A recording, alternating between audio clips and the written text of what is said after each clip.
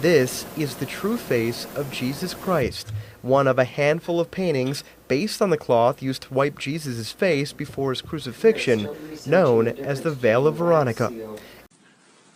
I think back on the African American people in America. I think how that they were taken against their wills, put in the belly of ships, brought over here, beat, cussed. Many of them died in the guts of those ships, thrown overboard. They were pulled from families over there. You ain't never heard a gut-wrenching song. Do you hear a black person sing one of those old black Negro spirituals? Nobody knows. I can't sing it like that, see, because I hadn't experienced what they be. When you've experienced hell, it comes out of the voice. I said, when you experience hell, it comes out of the voice. If you're one of those people that you got problem with black people or whatever, you better shut your mouth, because they're God's people. You better hear what I'm saying to you. You better shut your white mouth.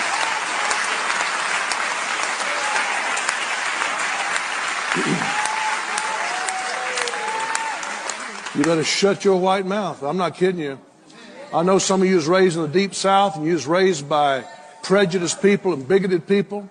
You better get that out of your system. You better get it out of your system. It'll cause you to suffer right along with those masters. It'll cause you to suffer right along with them. These are God's people. And I know that there's wicked in white races and wicked in black races and all that. I'm not justifying none of that stuff. I'm just saying God knows what happened to the black race. He knows how they wound up over here, and God is going to reimburse the black people for all their trouble and all their labor. You watch what I tell you. Watch what I tell you. We all know February is Black History Month here in Babylon. So as a Gentile, I'm here to profess, black people, you are Israelites, you are the chosen ones, you are a prestigious people. Your history is in the Bible. In order to better understand why you are Israelites, I'm going to bring forward two witnesses from Deuteronomy 28. And if you're not familiar with it, Deuteronomy 28 outlines the curses of the Israelites for not hearkening unto the voice of the Lord. Now I'll bring forth my first witness from Deuteronomy 28 and 15. But it shall come to pass, if thou wilt not hearken unto the voice of the Lord thy God, to observe and to do all his commandments and his statutes, which I command thee this day, that all these curses shall come upon thee and overtake thee. So because you didn't keep your end of the covenant, follow the law, statutes, and commandments, you've been cursed. Let's take a look at one of those curses and see if it applies. Deuteronomy 28:66 reads, And thy life shall hang in doubt before thee, and thou shalt fear day and night, and shall have no assurance of thy life. Now, I don't know about you, I live in America. Black people have no assurance of their life, and it's because you're Israelites. This is what she wrote. All right. She says, black people can't be anti-Sem unless they are self-hating and condemning as individuals. True Semitic people are black. So the only people who are being anti-Semitic about this are those that deny black people that they are the true Hebrews and continue to be gatekeepers of the said truth. It says the truth shall set you free. Don't hate me, hate the powers that be in the physical world. On their conscience when they claim or when they perceive that the Bible is talking about them. Every time, at least in the New Testament, every time it talks about Israelites and their salvation and being brought back to the land, and also, heads up, all those Old Testament books and prophecies and prophets, most of those things haven't happened yet, and you won't even realize that unless you realize who Israelites really are. And hopefully you can get some knowledge and understanding from them, because who knows them better than themselves? And who can understand the Bible better than them? No one. Because, for one, who was the Bible written by? Them. Who was it written for? Them. The Bible doesn't belong to all of us. It belongs to them. And who are they? They're the black people.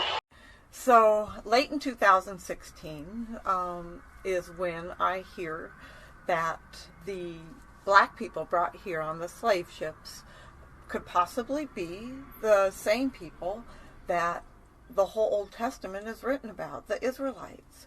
And so I started to research that and read and watch videos and read things online. And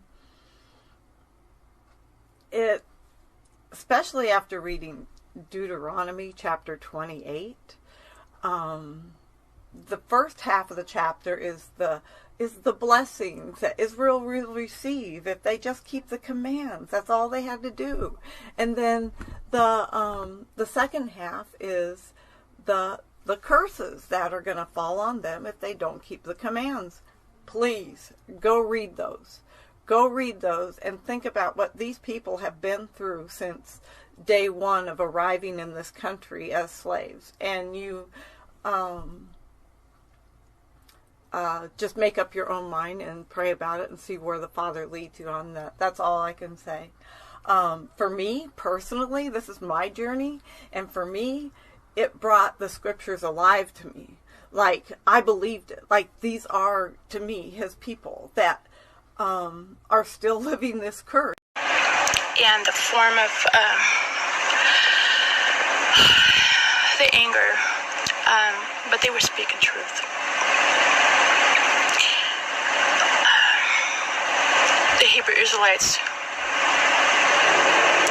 God's chosen people, are what we call African American. Okay, they're not African and they're not American. They are God's chosen people, as well as the Indians and the Mexicans. And if it's the first time you're hearing this, you need to read the Bible. Because the proof is in the Bible, in genetics. Anyways, you need to read. Okay, you need to pray about this.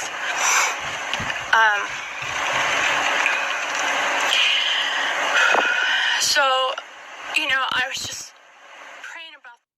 You so-called blacks, Hispanics, and Native Americans are the biblical Israelites, according to the curses of Deuteronomy 28.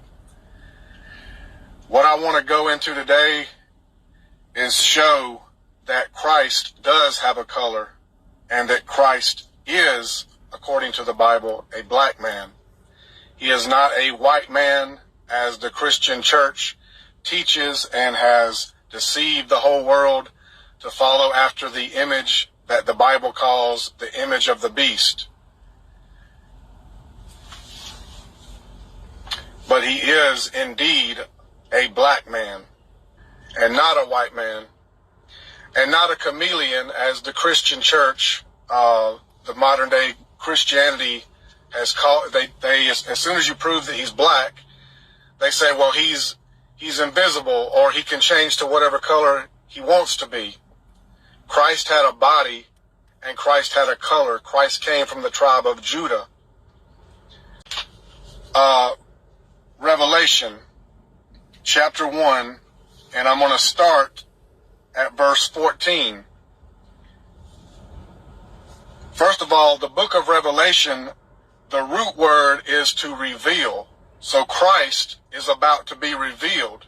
Why is he about to be revealed? Because God knew that in the end times, of which we are in, that should be obvious, that my people, the powers that be, would come up with a white image, and that they would convince the entire world that he is the image of Christ, when he is not. It says, and his voice as the sound of many waters, letting you know that Christ spoke loudly. Christ was a very austere man. Christ was not the punk that they have portrayed him to be in all of these movies, the effeminate image that they have given us. So to say that Christ is white when he is clearly black is nonsense. This is just deception by my people and lies to hide, because they know how important it is.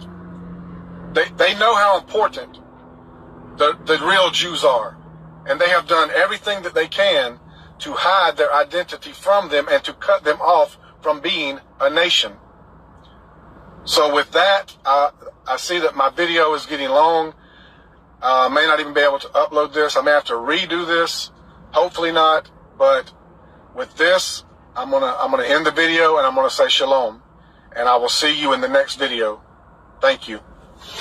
Israel, it's time to repent. Get into the scripture, you're gonna know who's who as far as their nations go.